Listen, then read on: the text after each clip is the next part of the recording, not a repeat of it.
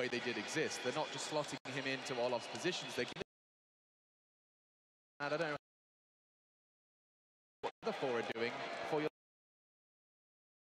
about Xist experience. So as I said, it's not easy to just fill a role, and a player like Xist has the experience, has the knowledge to be way more flexible and be impactful, or as impactful as can be. Maybe Cromon needed a little bit more adjustment, maybe needs some positions, and I think it's a win-win situation. He feels better in the positions they gave him, and FaZe is actually doing good.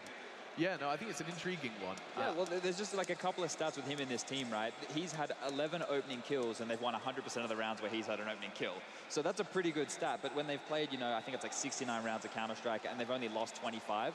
We haven't really been able to learn too much from them at this tournament, other than they're on form. Nico and Guardian, you know, they're within the top 4 players in the tournament at the moment. I think Rops and Sunny are the 2 players above them in the stats.